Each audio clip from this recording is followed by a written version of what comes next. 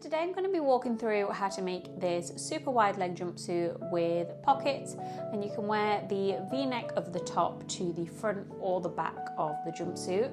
I've tried to keep everything as beginner friendly as possible, and I've made the pattern available on my store, which is linked down below.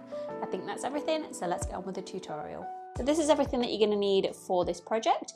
You will need a 4-way stretch fabric. I'm using 95% cotton, 5% elastane, and I would recommend going with something similar to that. You will need some matching thread, some pins, some fabric scissors or a rotary cutter, some fabric pens or tailor's chalk. I prefer fabric pens when I'm working with stretchy fabric, and an iron. I'll be using 2 sewing machines for this project, a regular machine with zigzag stitch. This is one of the Singer heavy duty machines, and my overlocker, you may also call this a serger, and this is the Brother Lock 734DS.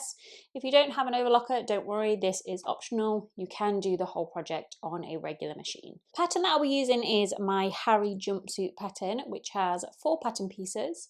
So pattern piece 1 is the front or back of the top, and this is the V-neck side of the top. You will need to cut 2 of these.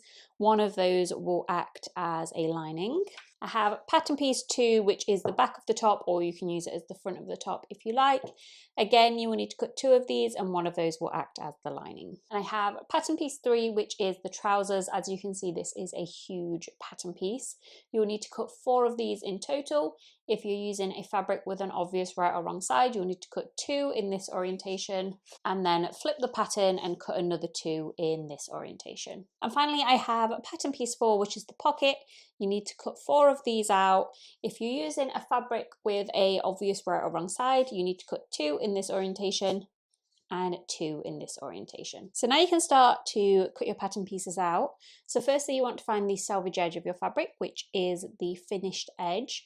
And with stretchy fabrics, this is quite often finished with glue. So you should be able to feel that this edge is a lot rougher than the rest of your fabric.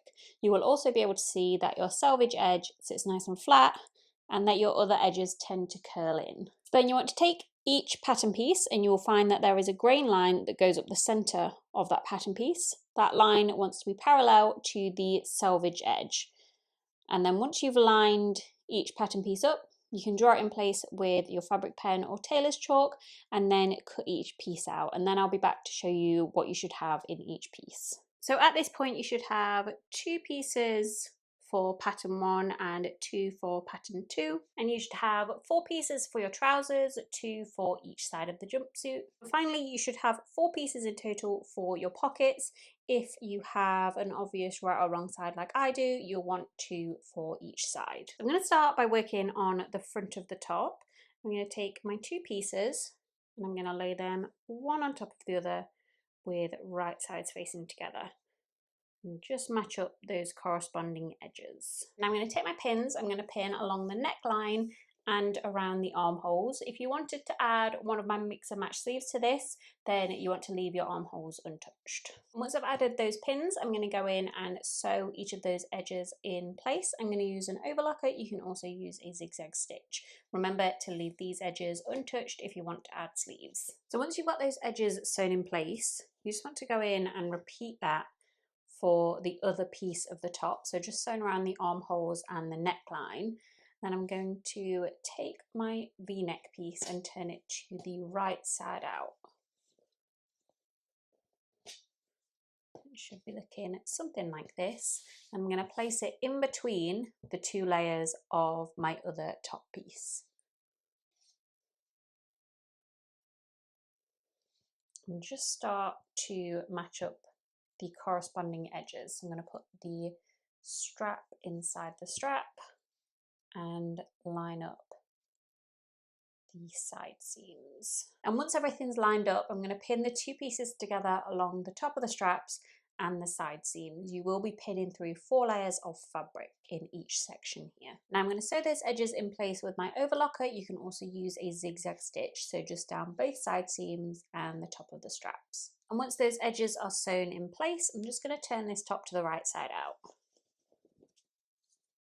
So this is how your top should be looking. At this stage, you might want to go in and add a top stitch to help those seams sit nice and flat. If you were going to do that, I would suggest taking a zigzag right along the edge of the armholes and right along the edge of the neckline. I don't think I'm going to add one for this particular project. I might end up adding one at the end, but for now I'm going to leave it as it is because I quite like these without the top stitch. And now I can move on to start working on my trousers. So the first thing with the trousers is to add a pocket guide so that we can easily match up the pockets to each piece. So I'm going to grab my paper pattern for this. So I've got my paper pattern here, and I have a pocket guide on this side seam. So I'll just zoom in slightly. So this is my pocket guide here. I'm just going to mark it onto the right side of my fabric. And this triangle here is called a notch. And a notch is just used to match up pattern pieces together. I'm not going to draw it in as an actual triangle. I'm just going to draw a horizontal line. And then I've got two lines here which are going to show us where the top and bottom of the pocket are going to sit. And you just want to repeat that for all 4 pieces of your trousers, and then you also have a notch on your pocket piece that you'll want to add as well. You can see this triangle here. I'm just going to mark that onto my pocket. I'm going to do that in the same way, just drawing a horizontal line. And again, you want to repeat that for all 4 of your pockets, just marking that onto the right side of the fabric. And then bringing back my piece for the trousers, I'm just going to use those marks to line up my pocket. And I'm going to pin that in place. And I'm just going to take my overlocker and sew this straight edge in place. You can also use a zigzag stitch. And then I'm going to go in and repeat for all the remaining pieces of my trousers and my pockets. This is how my pocket is looking. At this stage, if you're using a fabric that doesn't have an obvious right or wrong side, you really need to be careful to make sure you are making 2 pieces for each side of the trousers, because it can be quite easy to end up with 4 pieces that all face in the same direction. So just always be checking that you are definitely making 2 for each side. So once you've got those pockets added, I'm going to take 2 of my pieces and lay them one on top of the other with right sides facing together. Just start to match up corresponding edges. And I'm going to pin those 2 pieces together along the crotch. I'm going to sew that edge in place with my overlocker. You can also use a zigzag stitch. And once that edge is sewn in place, you can repeat those steps for your remaining 2 pieces. So now you want to take your 2 pieces of your trousers and lay them one on top of the other with right sides facing together.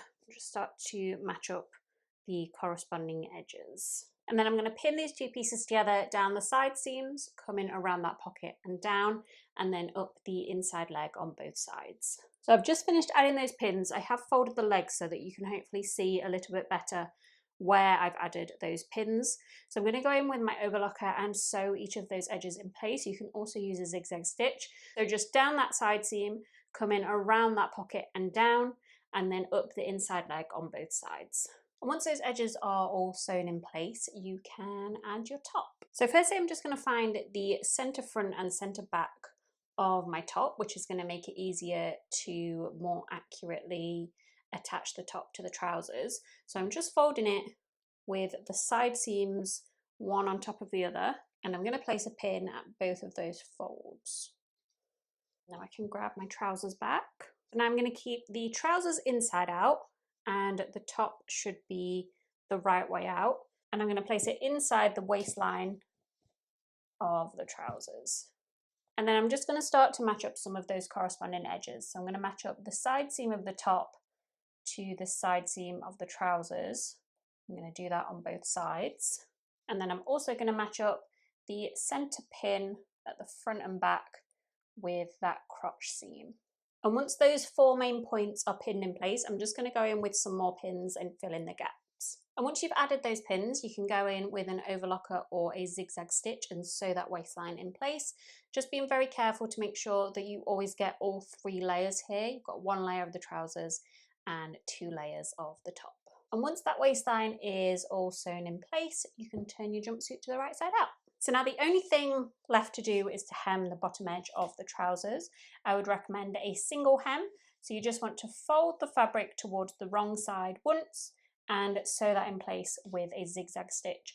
I apologise in advance for how long that's probably going to take. And once your hems are in place, then the jumpsuit is done.